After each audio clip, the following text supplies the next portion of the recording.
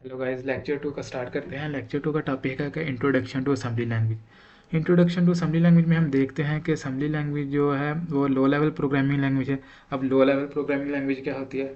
Low level programming language वो programming language होती है जो कि डायरेक्टली कम्युनिकेट करती है हार्डवेयर के साथ। अब इस हम पीपीटी में देखते हैं कि तीन पोर्शन है बेसिकली इस पीपीटी के। सिंटैक्स क्या है असेंबली लैंग्वेज का, एडवांटेजेस क्या हैं और लिमिटेशंस क्या हैं। नेक्स्ट स्लाइड है difference between C plus plus code and assembly code. सबसे पहला डिफरेंस है सिंटैक्स का। यानी C plus plus code uses high level constructs like classes and functions while assembly code compromises of low level instruction. जो C plus plus का code होता है वो हमें प्रोवाइड करता है, क्लासेस देता है, फंक्शंस देता है प्री डिफाइंड, जिसको हम यूज़ करके अपने कोड की रीडेबिलिटी और फंक्शनलिटी को इम्प्रूव कर सकते हैं।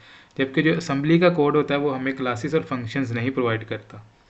दूसरा डिफरेंस है लेवल ऑफ अब्स्ट्रैक्शन। यानी जो सी प्लस प्लस का कोड है वो डायरेक्टली कम्युनिकेट हार्डवेयर के साथ नहीं कर रहा होता, यानी इंटरेक्ट नहीं कर रहा होता। जबकि असेंबली का कोड होता है वो इंटरेक्ट कर रहा है डायरेक्टली हार्डवेयर के साथ। असेंबली के कोड की performance C plus plus code से ज़्यादा होती है क्योंकि वो डायरेक्टली कम्युनिकेट कर रहा है हार्डवेयर के साथ। Assembly code offers better performance optimisation as it allows fine grain control over CPU, registers and memory. जैसे कि असेंबली कोड में हम डायरेक्टली कम्युनिकेट कर रहे हैं हार्डवेयर के साथ, यानी हम रजिस्टर्स को चेक कर सकते हैं, यानी रजिस्टर्स के साथ इंटरेक्ट कर सकते हैं कि रजिस्टर्स में कैसे डाटा मूव हो रहा है, कैसे वो हमें वैल्यूज़ शो करवा रही हैं, या मेमोरी में कैसा डाटा जा रहा है, या मेमोरी से हम कैसे एक्सेस कर रहे हैं। नेक्स्ट स्लाइड हम देखते हैं सी प्लस प्लस कोड है और दूसरी तरफ एक तरफ सी प्लस प्लस का कोड है, दूसरी तरफ असेंबली लैंग्वेज का कोड है। जैसे सी प्लस प्लस के कोड में सबसे पहले हम हेडर फाइल ऐड करते हैं, हैश टैग इंक्लूड आइसक्रीम जैसे, फिर यूजिंग नेम स्पेस, फिर मेन फंक्शन में हम सिंपली लिख देते हैं सी आउट हेलो वर्ल्ड। जबकि इसके बैकएंड पे काफ़ी पीस ऑफ कोड लिखा होता है प्रोग्रामर ने, जो हमें दिखाई नहीं दे रहा होता, फाइल्स के अंदर होता है। जबकि असेंबली लैंग्वेज के कोड के अंदर ऐसा नहीं होता। हमने क्या करना होता है बेसिकली, जो इधर मैंने कोड लिखा है वो बेसिक मैंने ना फंक्शनैलिटी लिखी है। जो इसका स्ट्रक्चर है वो हम नेक्स्ट वीडियोस में देखेंगे कि क्या स्ट्रक्चर है। सबसे पहले जैसे हम आप कोड पे ना जाएं, बेसिकली आप देखें कि हम मूवमेंट यानी मूव जो निमोनिक्स है उसको यूज़ करते हुए डाटा को मूव कर रहे हैं। पहले रजिस्टर में ईडीएक्स रजिस्टर है, तो फिर उसको रजिस्टर में से वैल्यू डिस्प्ले करवा रहे हैं। यानी जो सारा हमारा कंसर्न होता है वो रजिस्टर्स के साथ होता है असेंबली के कोड में, जबकि सी प्लस प्लस के कोड में ऐसा नहीं होता। ये डिफरेंस है इन दोनों में। बाकी बेनिफिट्स ऑफ असेंबली लैंग्वेज कौन कौन से हैं?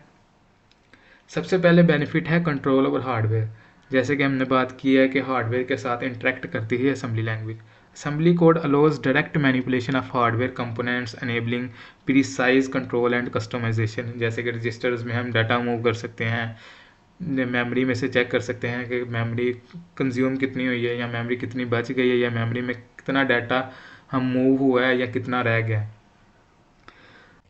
Efficient use of system resources. Assembly code optimizes memory usage and CPU cycles, leading to faster and more efficient execution. जो assembly language का कोड होता है वो फास्टर होता है C++ के कोड या दूसरी हाई लेवल प्रोग्रामिंग लैंग्वेज के कोड से। नेक्स्ट हम ड्रॉबैक्स देखते हैं। जैसे हम देखते हैं कि जो असेंबली लैंग्वेज का कोड है वो डायरेक्टली आर्किटेक्चर के साथ इंटरेक्ट कर रहा है, तो इसी वजह से हमें डीप नॉलेज चाहिए कि आर्किटेक्चर्स के रजिस्टर्स कौन कौन से हैं, कैसे हम रजिस्टर्स को मैनिपुलेट करना है, कैसे हम इनकी फंक्शनैलिटी को देखते हैं। यानी हमें डीप नॉलेज चाहिए आर्किटेक्चर्स का कंप्यूटर के। बाकी दूसरा डिफरेंस इसमें क्या है कि टाइम कंज्यूमिंग है। यानी जैसे आप हाई लेवल प्रोग्रामिंग लैंग्वेज में एक कोड लिखते हैं, दूसरा असेंबली लैंग्वेज के कोड लिखते हैं, तो असेंबली लैंग्वेज में जो हमने कोड लिखा है ना उसका टाइम ज़्यादा लगेगा असेंबली लैंग्वेज, क्योंकि हमने लाइन बाय लाइन देखना होता है। पहले रजिस्टर्स में डाटा मूव करवाना है, फिर रजिस्टर्स में से डिस्प्ले करवाना है। यानी ये सारा जो काम होता है असेंबली लैंग्वेज में टाइम कंज्यूमिंग है। सिंपल सा कंक्लूजन है कि कब हम असेंबली लैंग्वेज का कोड यूज़ करते हैं और कब हम हाई लेवल प्रोग्रामिंग लैंग्वेज का कोड यूज़ करते हैं।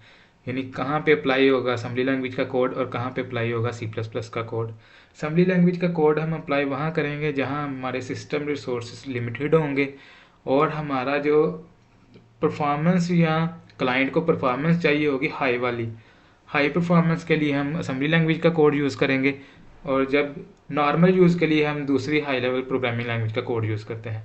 तो लेक्चर 2 में इतना ही था, बाकी नेक्स्ट वीडियोज़ में देखते हैं।